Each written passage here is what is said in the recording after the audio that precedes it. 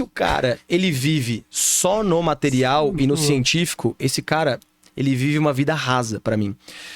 E ele perde o mais belo disso aqui, cara, que é a parte mais sutil, é a parte invisível. Em que momento entra na sua vida a questão da espiritualidade, assim, de você olhar pra isso e tipo, ver que isso é importante pra você isso, né? Você tem uma conexão assim com isso. Explica pra mim quando que entra isso e a diferença que fez. Cara, vamos lá, espiritualidade. Eu cresci na igreja católica. Minha mãe é muito católica, então eu fui batizado, fiz primeira comunhão, catecismo, tudo. Só que desde muito novo, cara, eu sempre questionei, né? Eu já falei sobre isso, eu sempre questionei. E eu não curtia muito ir pra igreja.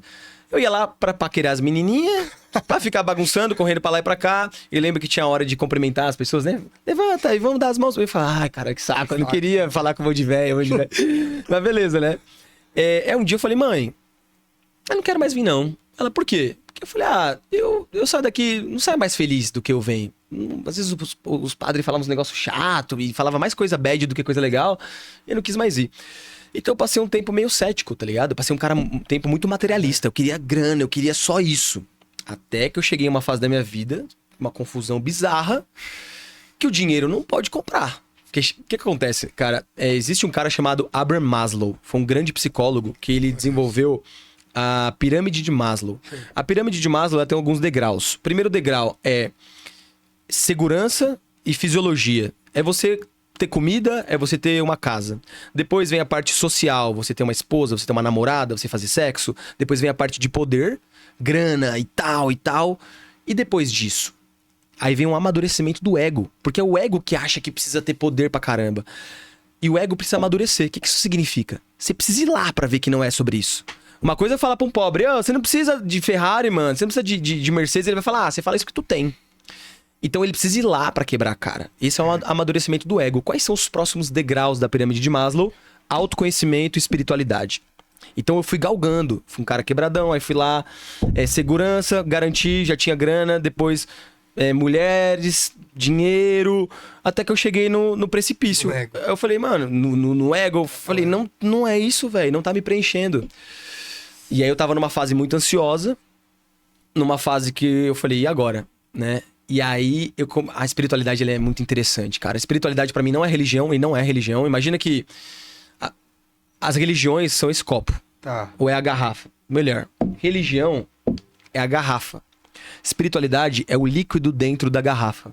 As pessoas elas estão mais preocupadas com o rótulo do que com o líquido. E elas brigam pra ver qual rótulo é mais legal, qual rótulo é mais bonito, qual vende mais.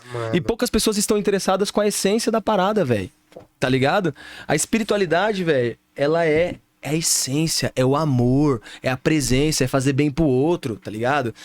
E é você, cara, encontrar dentro o que a gente tá buscando fora.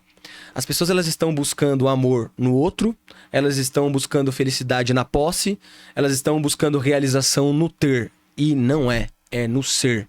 E o ser é pra dentro, mano. Então, nessa época, eu comecei a meditar. E a espiritualidade começou a aparecer pra mim. Primeiro através de uma página de budismo. Não tenho religião, não sou budista. Pra mim o budismo ele explica a psicologia com metáfora. Então é muito louco, é uma filosofia de vida, nem é tida como uma religião. E aí comecei a ler, cara, ali sobre budismo, as coisas começaram a fazer muito sentido pra mim. Comecei a meditar, conheci algumas pessoas interessantes assim nas viagens. Aí conheci um chileno que me apresentou uma banda que se chamava Krishna Das. Que era um som, cara, que me deixava uma sensação tão boa assim, sabe, velho? E aí eu não parei mais. Eu sou um cara muito curioso, aí comecei a mergulhar nessas paradas, né? Caramba. Então hoje, assim, cara, eu vejo que uma pessoa um cara super materialista, né? Geralmente esses caras muito intelectuais, né? Científicos, você deve ter pego vários aqui. Sim. Pra mim, essas pessoas que são muito céticas, elas vivem só uma fração muito pequena da vida, muito rasa da vida. Não que o material e o científico não seja importante, mas é só uma pequena parte, cara.